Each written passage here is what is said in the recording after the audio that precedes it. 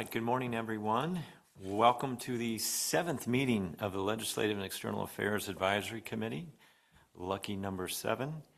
My name is Mark Bontrager, and I have the honor of serving as chair of this committee. And now we will take roll and establish quorum.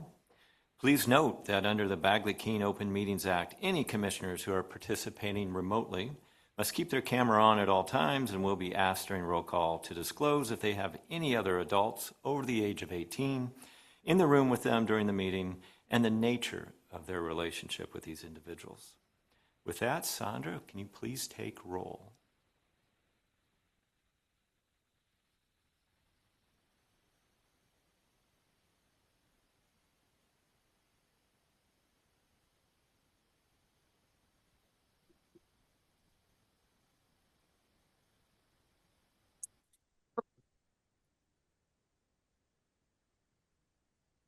Difficulty hearing you, Sandra. Oh, so sorry. Sorry. I'm having a little bit of a problem with my mic, my headset. I will now call roll. I apologize. Sure. Commissioner Chambers. Present. And please let me know if you have anybody over the age of 18 in the room with you. No one is with me in the room. Thank you. Commissioner Fairweather. Here, and there is no one here with me. Commissioner Hill. Marking absent. Commissioner Larson. Marking absent. Commissioner Mitchell. Marking absent. Commissioner Southard. I'm here and alone. Thank you. Commissioner Thomas Beckett. Marking absent. Commissioner Vice Chair Callan. Present. Thank you. Commissioner Bontrager. Here. We have quorum. Thank you, Sandra. Next, I'd like to ask commission staff to please go over public comment and the procedures.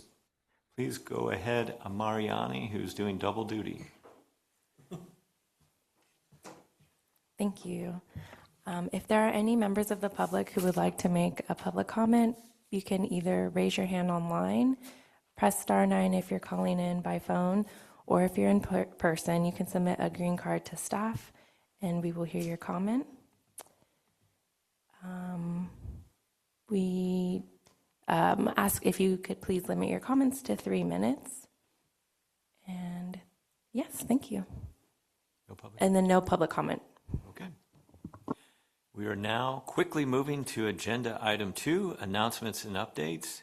And with great delight, I'll pass this over to Vice Chair Callan to make those announcements. Thank you, Chair. Number 1, committee updates. First, a brief update on our other committees. The Program Advisory Committee will be meeting on July 23rd from 10 a.m. to 12 p.m., and the Budget and Fiscal Advisory Committee will meet in September. More details to come. The Client and Family Leadership Committee and Cultural and Linguistic Competency Committee are working on solidifying meeting dates, but more information can be found on our website once those are confirmed. Now, we're excited to announce that we will be hosting two listening sessions. The first will be for family members on July 9th from 12 p.m. to 1 p.m., and the second for parents and caregivers on July 23rd from 12 p.m. to 1 p.m. Both of these will take place via Zoom, and more information can be found on the Commission's website. Lastly, our full Commission meeting will be in August. CBH staff are working on solidifying dates, either the 20th or the 27th. For more information on any of these items, please visit our website and sign up for our email distribution list. Back to you, Chair Bontrager. Thank you. At this time, I'd like to invite commissioners to offer comments or ask questions.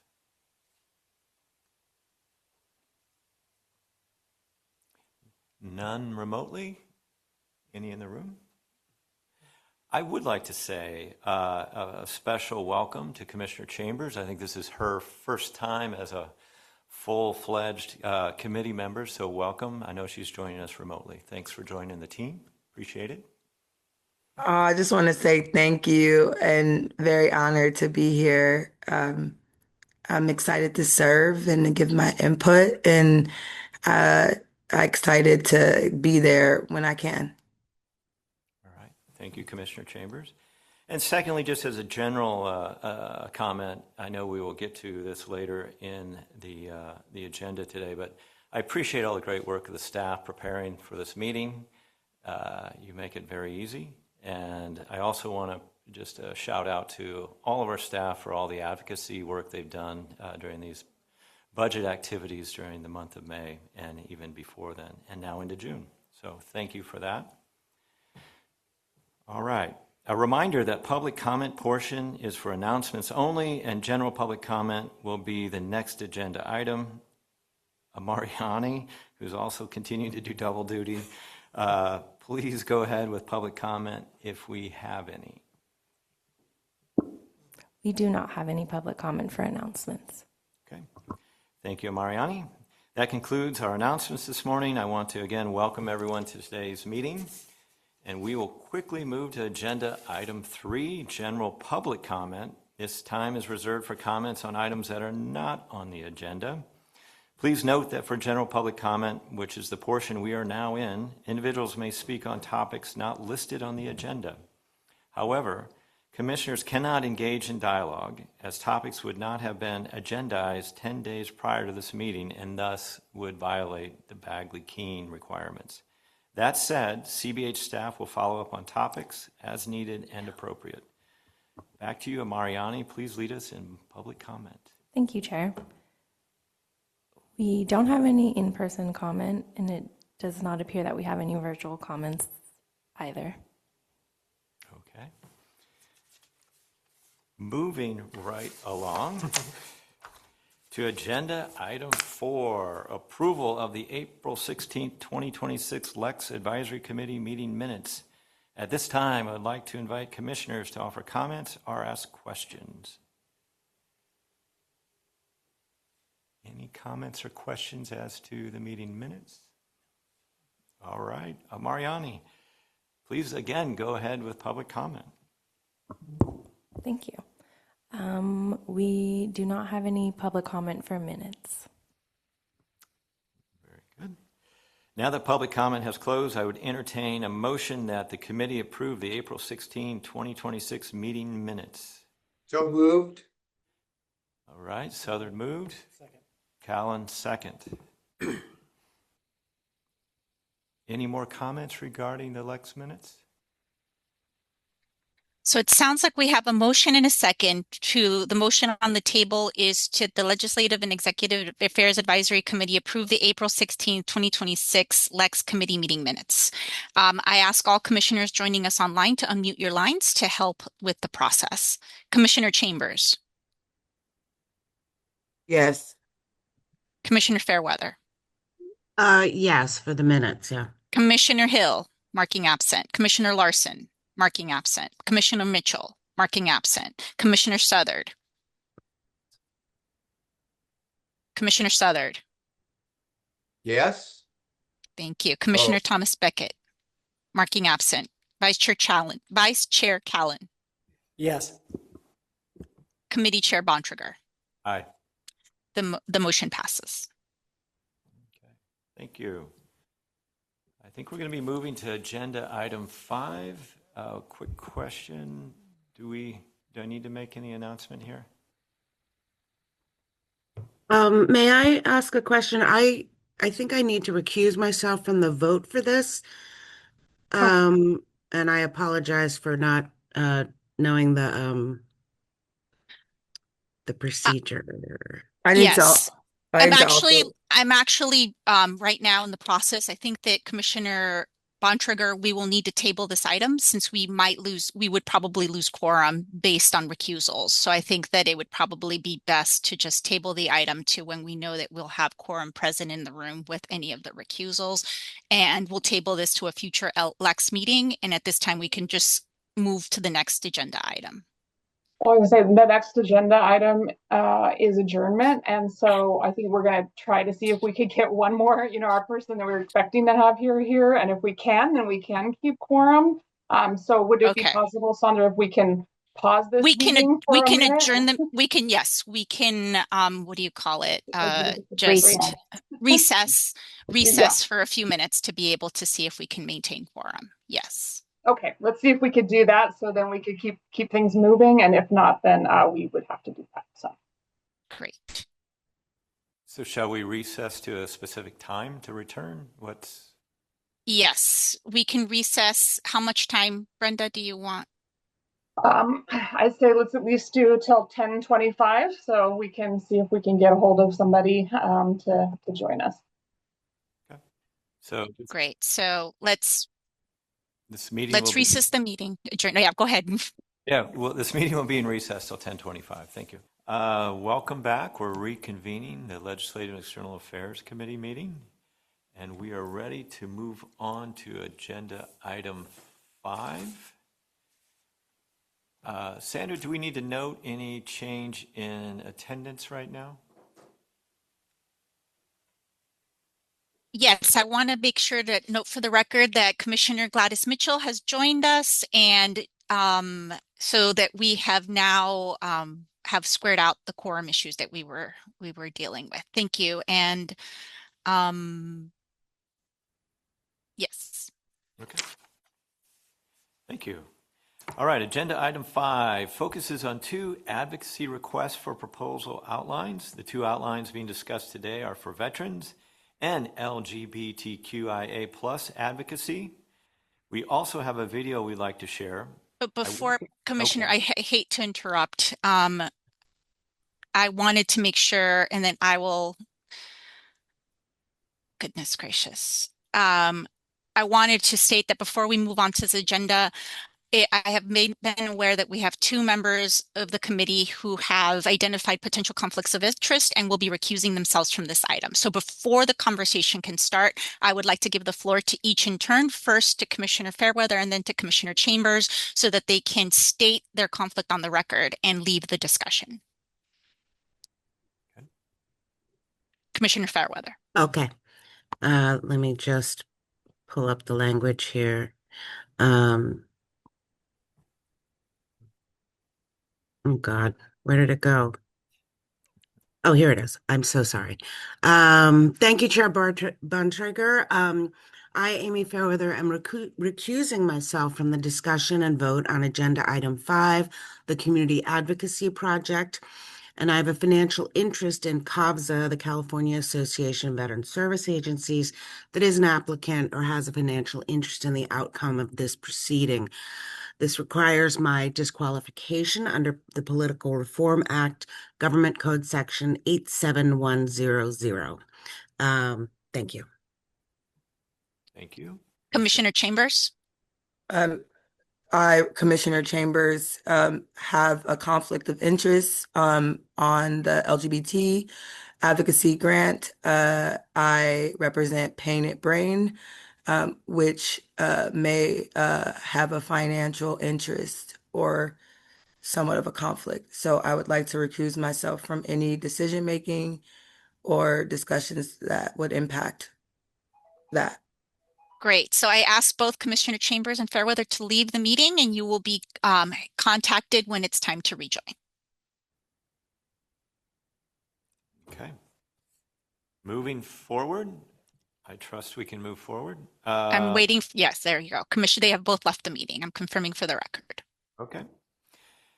I'd like to welcome our Deputy Director of Legislative and External Affairs, Kendra Zoller.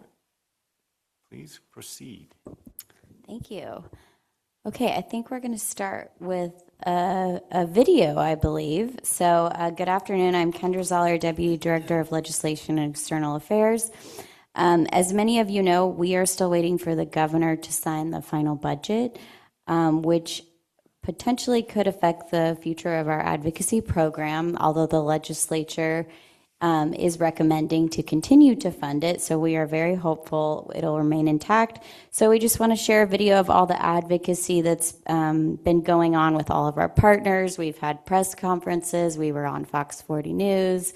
Lots of hearings, lots of people showed up, youth showed up talking to legislators. So we just want to share a quick clip.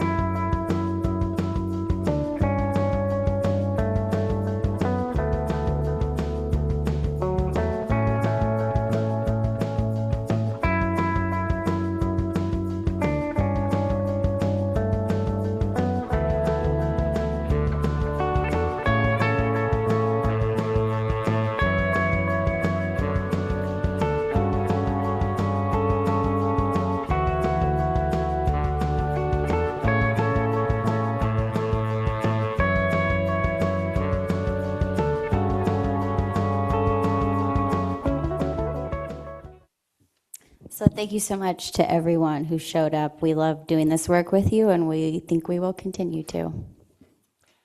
I might add, it seems like poetic or sweet justice that advocacy groups showed up to advocate for the restoration of advocacy grants. So it seems perfectly appropriate. Thank you.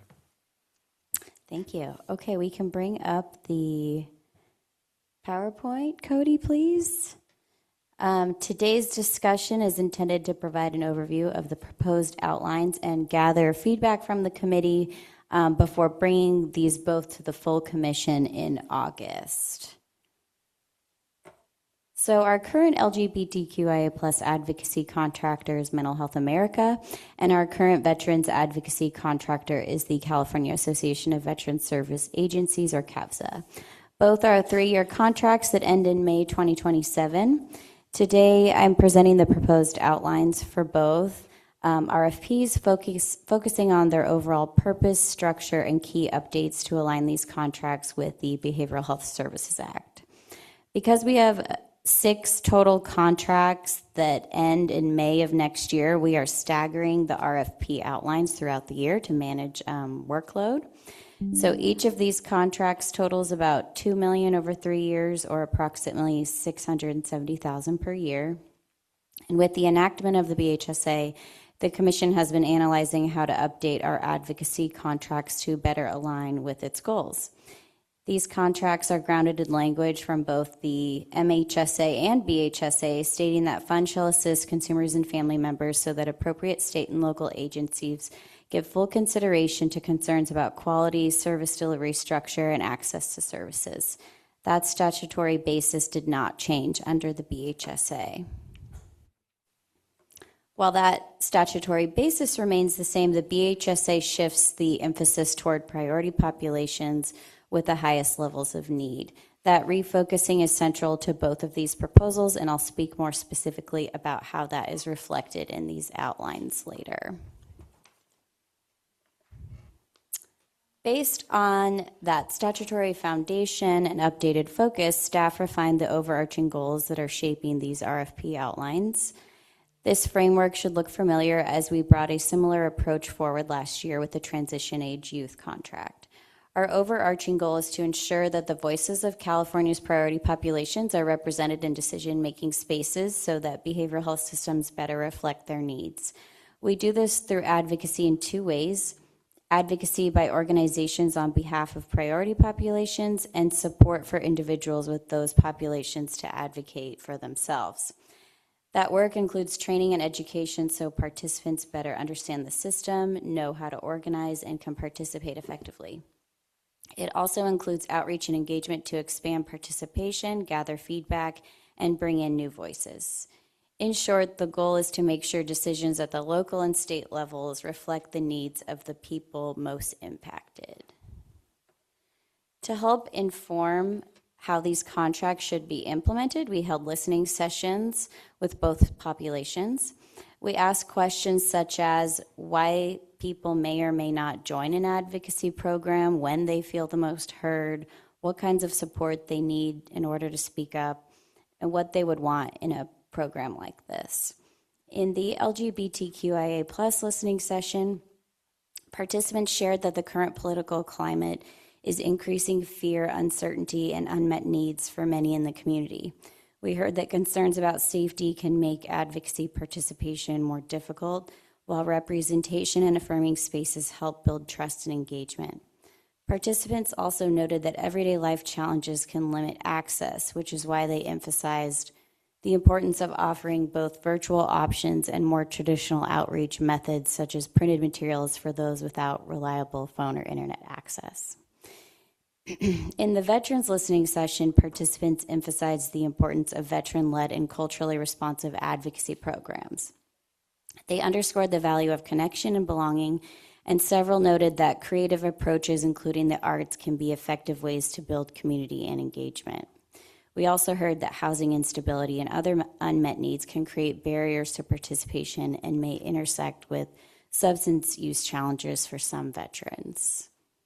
Across both listening sessions and both populations, several common themes emerged, and we worked to reflect those in the outlines today. First, safety, trust, and cultural responsiveness are essential to meaningful engagement. Second, connection and belonging are protective and can help strengthen participation and well-being, so these advocacy programs should be designed to foster both. Third, practical barriers can limit participation. Later in the presentation, you'll see that we're proposing participation stipends and equity access funds to help address those barriers. And fourth, participants expressed interest in skill building and meaningful pathways to leadership and employment opportunities. In response, we are proposing advocacy training as well as information about behavioral health career pathways. Based on those goals and that stakeholder input, staff is proposing the following core elements for both contracts. First, each organization would conduct advocacy at both the local and state levels related to the BHSA. That includes county, local, community planning processes, and BHSA stakeholder venues at the state level, and of course, legislative advocacy.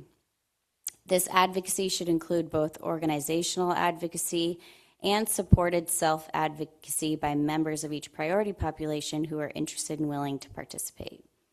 Second, each organization would support members of its respective population in learning how to advocate effectively.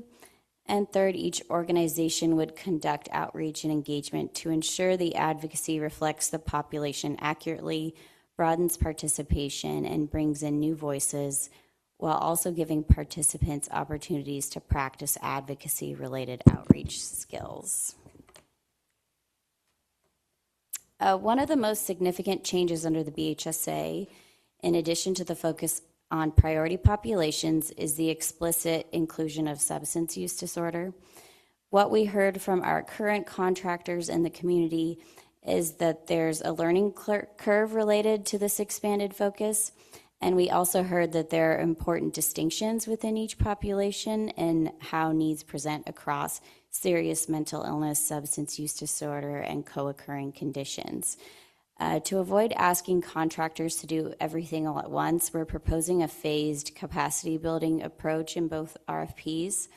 Under this approach, contractors would begin with advocacy programs focused on individuals with serious mental illness, then build capacity to include substance use disorder populations, and finally expand to co-occurring conditions. This would allow contractors to develop more targeted and effective support over the 3-year contract period. We do not necessarily anticipate this phased approach being needed in future cycles, but for the first round of this BHSA aligned advocacy contracts, we believe it's the right recommendation. One thing that we'd like to hear from the committee on is, would it make sense to have SUD being stage 1, just given the big change? Would that make sense?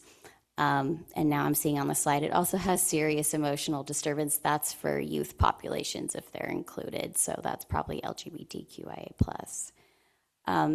So this is what we're recommending, but curious if anyone has feedback on the order of these stages. In addition to the core activities of advocacy, training, and outreach, we're proposing that each contract includes several additional elements. First, each contractor would develop media products to help share participant stories. Second, each would provide participants with information about behavioral health career pathways.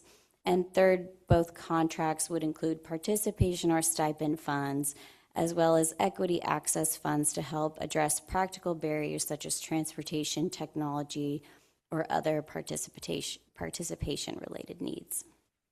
These elements were all included in our recent transition age youth contract approved last year, and we'd like to continue them here. We're also proposing both contracts include an evaluation component. The first time we incorporated a formal evaluation was in the TAY contract last year, and we'd like to continue that approach so we can learn from the work and improve over time. So we're proposing the evaluations examine the impact of the advocacy activities, the contractor's engagement and reach within the target populations, the growth and experience of participants learning and practicing their advocacy, the organizational performance, and also whether the program improved equitable access and reduced barriers to participation.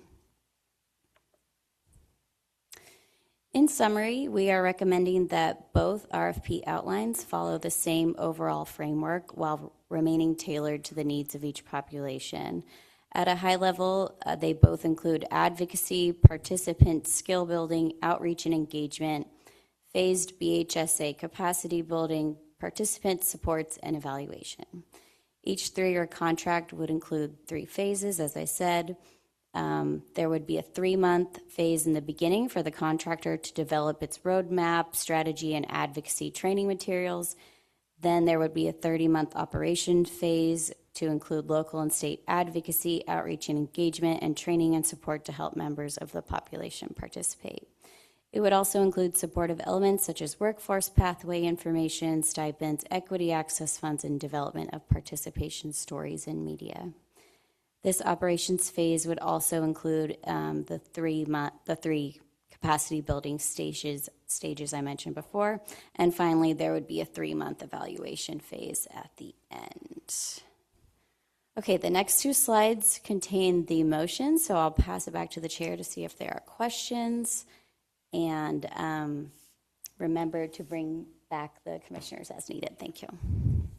All right, at this time, I invite commissioners to ask questions or make comments. I just have a quick question. On stage 1, was there a reason that substance use disorder was not included as a co-current in that particular stage? Yeah, well, we were thinking as I was talking to the executive director about this, maybe stage 1 would make the most sense to be substance use disorder since it is the big change, and maybe that would make sense to start with that versus the serious mental illness. So we're open to that feedback. Other commissioners have comments online? Yes. I just wanted to concur with that comment too. It seems to me that particularly with serious mental illnesses like bipolar disorder, substance use is almost always a co-occurring condition, and to try to treat them separately is to fail. Thank you, Commissioner Southern. I have a question around the financials. This $4 million, is this what is or has been in peril during the May revised budget process, or is this already encumbered? And can you describe that? Yes, this would be at risk of, we'd be at risk of losing these funds, yes. And is there a plan B if those funds are not restored or are continued in the budget? Well, we're talking about that with Brenda, the executive director, and possibly the legislature to see what we can do. But conversations are ongoing at this time. We feel that all of the advocacy that we've done so far has really elevated the need of this program. There really is no other program like this focused on the BHSA. And with the new community planning process that they passed in Prop 1, it makes sense to have these contractors there bringing people to that process to make sure their voices are included. So, but we will discuss other options if unfortunately that would happen. But I have one last question, and please don't misread the question. I'm a staunch advocate of supporting our veterans, but where's the VA in this? Where's the Veterans Administration and putting forward advocacy support, et cetera, and mental health support for our veterans? It seems like that is the kind of the origin story of support for veterans as far as the department. Is there any interaction that we have or advocacy grants with somehow trying to create a foundation or structure within the VA to, somehow expand advocacy and support to our veterans, that it can be perhaps our advocacy with the Veterans Administration could support more infrastructure from that department for a broader scaled approach to veterans yeah, that's advocacy? a great suggestion. think we did reach out to them during the community engagement part of this, and I do think the contractor we have now works with them. I don't know if they specifically do the Behavioral Health Services Act advocacy that this is so focused on, but that is a great idea. Especially they might be able to help us like get participants and also expand our outreach, so we can look into that more. Okay. Any other questions from commissioners or comments? Okay. Sorry, guys. I didn't unmute fast enough. Brenda Grealish, Executive Director. Just a couple of things I wanted to say, just appreciating the conversation. In terms of the SUD conversation that we had at the beginning of this, this is more of a training and capacity building thing. So with SUD being so new, that's why we were starting to think maybe we should prioritize that. It's all important. Just trying to figure out where to start. And so all of it's would be part of this work. So that was just a prioritization and what to start. Also because we just adopted our strategic plan update addendum and SUD only incorporating that into our portfolio was that second priority that we just did. So we were just kind of thinking through that lens in terms of prioritizing it. But yes, all of it's important. And in terms of the veterans, we've got the Federal Veterans Administration. We also have CalVet too. So and CalVet does get a little bit of BHSA funds. I think by $1.5 million, something like about in that ballpark. And so I think between whoever our advocacy contractor would be, they definitely work very closely with the federal VA for the benefits. But then it doesn't come. My understanding is those don't cover everything. So then that's where our state programs come into play. So it's trying to think about it very broadly, but we would be really leaning on our advocacy contractor to help with that. Thank you. Yes, please. I just have one more question. So if we vote to move this forward, will we still have the opportunity to look at the outline and make changes regarding the order of the capacity, or would this just be, what are we approving exactly. here? We can still make changes until the full commission approves it. Yeah. My understanding is we're just voting to recommend. Is that correct? Yeah. Okay. All right. Any other comments, questions? I think we could make that update now and then just present it that way when we present it at the full commission meeting. Okay. Yeah, I guess that's what I was saying. Yeah. All right. Mariani, I believe we're ready for public comment.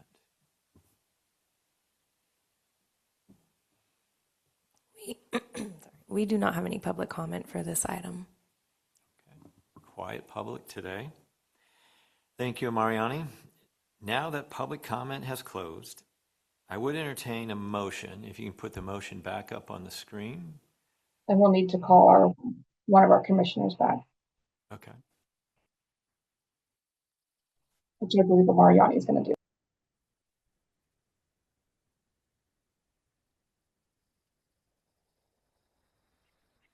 Okay, we have a motion on the floor. I would like to entertain somebody to move for motion. So moved. Thank you, Commissioner Callan. Can I have a second? Second? Thank you, Commissioner Southard. Was there any amendment to this motion that you'd like to make, if you want to make a revision to the staging? Yes, I would like to give my opinion that I think substance use disorder and mental illness are often concurrent, and that the training may work well if they are trained concurrently. Sandra, could you help us revise the motion acknowledging that intent? Well, this motion doesn't, it just authorizes the executive director to conduct a competitive solicitation. It doesn't. We can just put that in the record and note that staff will handle and make the appropriate changes before the presentation to the full commission. So because this motion, yes, this motion doesn't address the content. It says it's just the authority to move forward. So, but again, putting it in the record and staff will handle. Okay. So we have a first and a second, as is. Do we have, just checking in with folks, did Commissioner Chambers return? She did. Great. So now we have a motion and a second for the motion that on the screen that says that the Legislative External Affairs Committee recommended the commission approve the Veterans Advocacy Contract Procurement Outline Plan not to exceed $2 million, $2,010,000, and authorize the executive director to conduct the competitive solicitation, issue the notice of intent to award to the highest ranking proposals, and execute all resulting contract agreements in accordance with the approved outline plan and applicable procurement laws. Commissioner Chambers. Yes. Thank you. Commissioner Fairweather, marking abstain.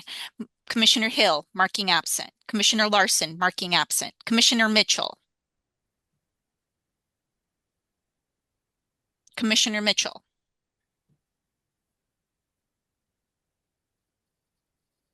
I will return for your vote. Commissioner Southard. Commissioner Southard. Yes. Yes. Commissioner Thomas Beckett, marking absent. Commissioner Callan. Yes. Commissioner Bontrager. Aye.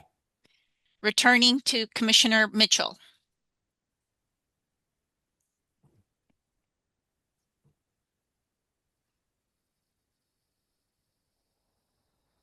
Is she Commissioner Mitchell. I don't know if staff, can someone ping her? Commissioner Mitchell? Trying to get a hold of Can you her. hear me? Yes, Yes. I can hear you. We have a motion and a second for the approval of the Veterans Advocacy Contract. I'm taking your vote. We have a motion approved. Thank you very much. The motion passes for the recommendation to the commission. All right, thank you. Can we put up the second motion? And we'll need to excuse Commissioner Chambers one more time. Yeah. Yeah. Then welcome back, Commissioner Fairweather. Might take a minute. Yep. Yeah, she's joining in just a second. Musical chairs.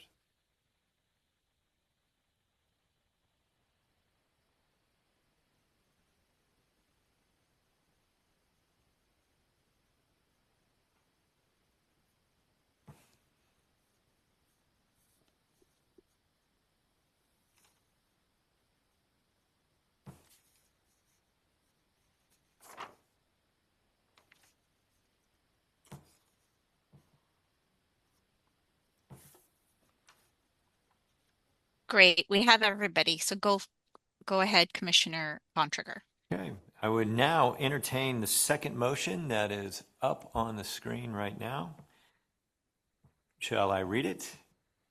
I can read it. That the Legislative Affairs and External Affairs Committee recommend that the Commission approve the LGBTQIA plus advocacy contract procurement outline plan not to exceed $2,010,000 and authorize the executive director to conduct the competitive solicitation, issue the notice of intent to award to the highest ranking proposals, and execute all resulting contract agreements in accordance with the approved outline plan and applicable procurement laws. Do we have a motion? So moved. Who was that? I'm sorry. Gladys? Yes. Thank you, Commissioner Mitchell. Second, do we have a second? Second. Southard. Thank you, Commissioner Southard. We have a motion and a second. It's on the screen. I will now take the vote. Commissioner Chambers. No, abstain. Commissioner Fairweather. Aye. Commissioner Hill, marking absent. Commissioner Larson, marking absent. Commissioner Mitchell. Approved. Thank you. Commissioner Southard. Aye. Commissioner Thomas Beckett, marking absent. Commissioner Callan. Aye. Commissioner Bontrager. Aye. Motion passes. Thank you. Thank you. Anything further on agenda item 5? Okay. Thank you. Thank you to the public for enduring some of our musical chairs on that agenda item. A big thank you to the staff who helped make this possible today, our community members who did join us virtually online. Our next committee meeting is scheduled for September 17th, We hope to see you all here or online virtually. And with that, I will adjourn this meeting. Take care.